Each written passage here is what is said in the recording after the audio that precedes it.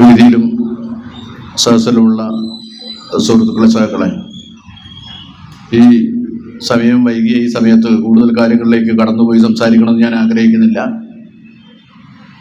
RSSൻ്റെ 100ാം വാർഷികത്തിൻ്റെ ഭാഗമായിട്ടുള്ള പ്രവർത്തനങ്ങൾ നമ്മുടെ നാട്ടിലിപ്പോൾ നടന്നുകൊണ്ടിരിക്കുന്നുണ്ട്. 1925 വിജയദശമിയിൽ ആരംഭിച്ചു എന്ന് പറയുന്ന RSSൻ്റെ ഒരു നൂറ്റാണ്ട് കാലത്തെ പ്രവർത്തനവുമായി ബന്ധപ്പെട്ട് അവർ നാട്ടിലൊക്കെ തന്നെ വലിയ പ്രചാരവേലകൾ സംഘടിപ്പിച്ചുകൊണ്ടിരിക്കുന്നുണ്ട്. അതിലവർ പറയുന്ന ഏറ്റവും പ്രധാനപ്പെട്ട ഒരു കാര്യം, നമ്മൾ വെറുതെ സ്വപ്നം കാണുകയായിരുന്നില്ല, വളരെ കൃത്യമായ ലക്ഷ്യത്തോടുകൂടി ക്ഷമാപൂർവ്വം പ്രവർത്തിക്കുകയായിരുന്നു എന്നാണ് അവരുടെ ബോർഡുകളിലൊക്കെ അവർ മുദ്രാവാക്യങ്ങളായിട്ട് എഴുതി വച്ചിട്ടുള്ളത്. വളരെ ഒരു അഭിമാനത്തോടു കൂടിയാണ് RSSൻ്റെ പ്രവർത്തകന്മാർ നാട്ടിൽ ഈ കാര്യങ്ങൾ ചെയ്തുകൊണ്ടിരിക്കുന്നത്. അത് വളരെ ശരിയായ ഒരു കാര്യമാണെന്ന് നമുക്ക് വേറൊരർത്ഥത്തിൽ അംഗീകരിക്കേണ്ടി വരും. കാരണം ഇന്ത്യയിലെ മറ്റേതൊരു രാഷ്ട്രീയ പ്രസ്ഥാനത്തെയും സാംസ്കാരിക സംഘടനയെക്കാളും ഒക്കെ ഉപരി ദീർഘകാലാടിസ്ഥാനത്തിലുള്ള പദ്ധതികൾ തയ്യാറാക്കി ക്ഷമാപൂർവം പ്രവർത്തിച്ച് ഇന്ത്യയെ ഒരു ഹിന്ദുത്വ സ്റ്റേറ്റാക്കി മാറ്റുന്നതിനുള്ള പ്രവർത്തനങ്ങൾ RSS നടത്തുകയും അതിൽ അഭിമാനപൂർവമായ ഒരു മുന്നേറ്റത്തിലേക്ക്, അതിൻ്റെ ഒരു പരിസമാപ്തിയിലേക്ക് തങ്ങൾ എത്തുകയാണെന്ന് വിശ്വസിക്കാൻ കഴിയുന്ന ഒരു തലത്തിലേക്ക് സംഘപരിവാർ ഇപ്പോൾ വന്നുപെട്ടിട്ടുണ്ട്. ഞാനതിന് മറ്റു കാര്യങ്ങളിലേക്ക് പോകാൻ വേണ്ടി പറഞ്ഞതല്ല. നിങ്ങൾ ഓർക്കണം, കേരളം പോലൊരു സംസ്ഥാനം RSSനെ അല്ലെങ്കിൽ സംഘപരിവാറിൻ്റെ ഇതുപോലുള്ള കാര്യങ്ങളെ പ്രതിരോധിക്കുന്നതിന് കഴിഞ്ഞിട്ടുള്ള ഒരു സംസ്ഥാനമാണ്. ഒരു കാലത്തും കേരളം പോലൊരു സംസ്ഥാനത്തിനകത്ത് RSSന് ഒരു മേധാവിത്വം ഉണ്ടാക്കിയെടുക്കുന്ന പ്രവർത്തനം നടത്താൻ കഴിയില്ല എന്നൊക്കെ നമ്മളൊക്കെ നേരത്തെ ധരിച്ചു വച്ചായിട്ടുണ്ട്. പക്ഷെ നമ്മളിതൊക്കെ ധരിക്കുന്ന സമയത്തും സംഘപരിവാരത്തിന് അവരുടെ ലക്ഷ്യങ്ങൾ പൂർത്തീകരിക്കുന്നതിനുള്ള ക്ഷമാപൂർവമായ പ്രവർത്തനങ്ങൾ അവർ കേരളത്തിൽ നടത്തിക്കൊണ്ടിരുന്നിട്ടുണ്ട്.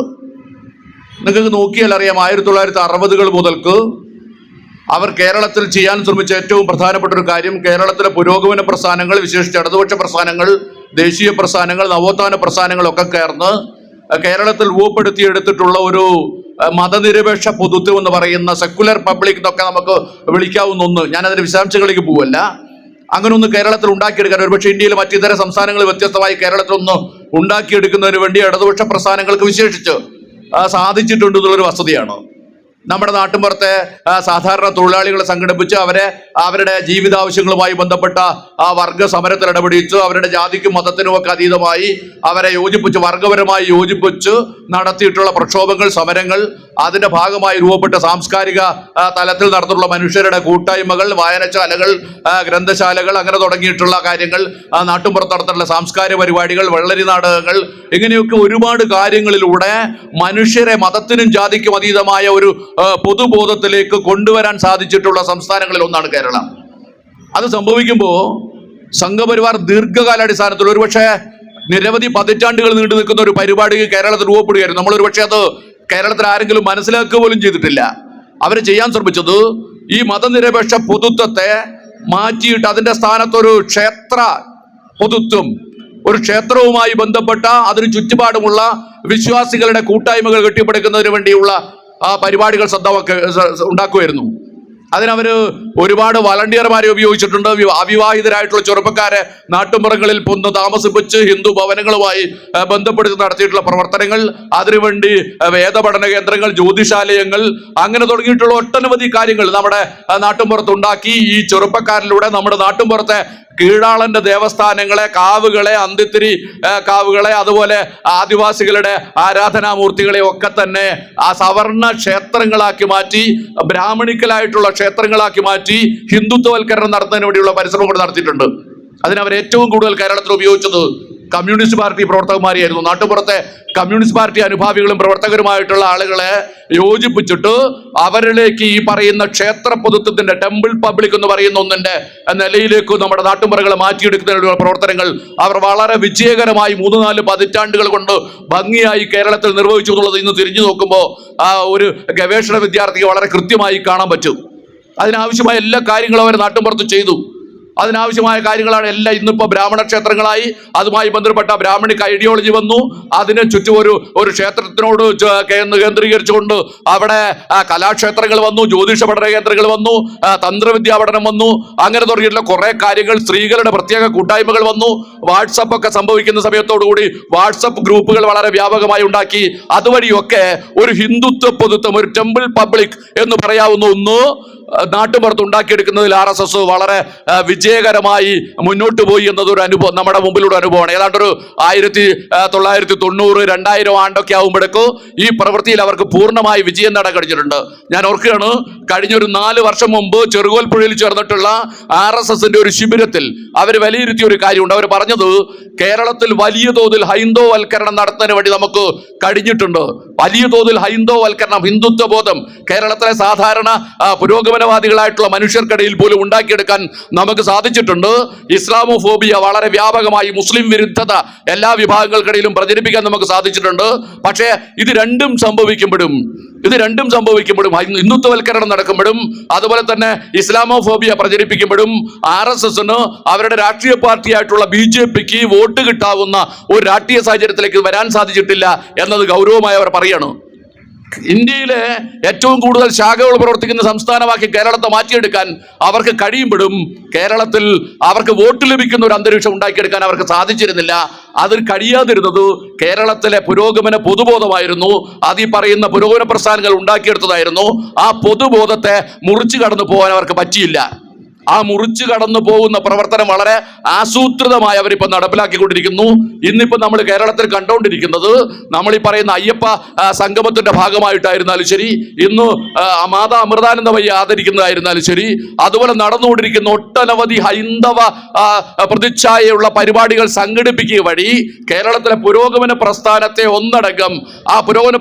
ഒന്നടങ്കം ഈ പറയുന്ന ഹിന്ദുത്വ ബോധത്തിലേക്ക് കൊണ്ടുവരുന്നതിനാവശ്യമായിട്ടുള്ള പ്രവർത്തനങ്ങൾ അവർ വളരെ ഭംഗിയായി നിർവഹിച്ചുകൊണ്ടിരിക്കുകയാണ്. ഇത് വളരെ ഇതായിട്ടുള്ള ഒരു പ്രവർത്തനമല്ല. നിങ്ങൾക്കറിയാം, നേരത്തെ സൂചിപ്പിച്ചൊരു കാര്യമാണ്.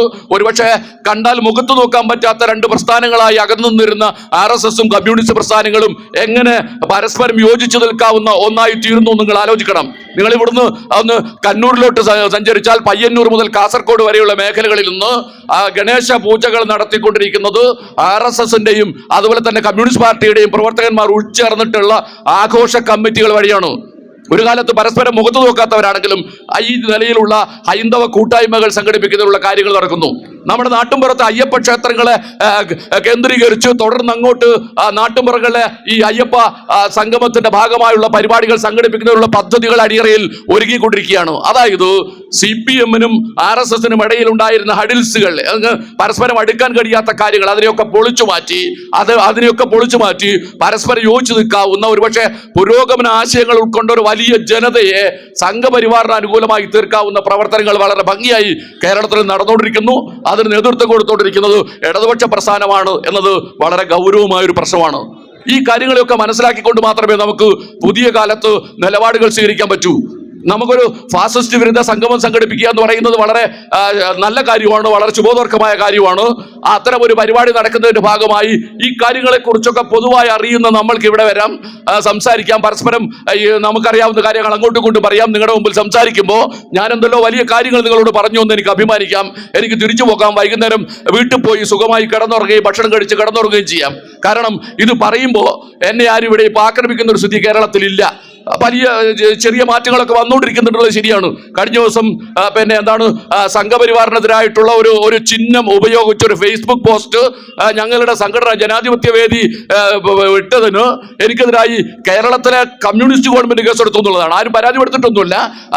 പിണറായി വിജയന്റെ പോലീസിന് തോന്നി ഈ സംഘപരിവാറിനെതിരായി നടത്തിക്കൊണ്ടിരിക്കുന്ന പ്രചാരണം ആവൽക്കരമാണ്, രാജ്യദ്രോഹപരമാണ്, അതുകൊണ്ട് അവർ എൻ്റെ പേര് കേസെടുത്തു, എൻ്റെ മൊബൈൽ ഫോണും കാര്യമൊക്കെ പിടിച്ചെടുത്തു. അതൊരു അങ്ങനെയുള്ള ഒറ്റപ്പെട്ട കാര്യങ്ങൾ നടക്കുന്നതിനോടപ്പുറത്ത് നമ്മുടെ സമൂഹത്തിൽ ഇപ്പോഴും നമുക്ക് താങ്ങാവുന്നതാണ് ഇപ്പം നമ്മുടെ തലയിലുള്ള ഫാസിസം.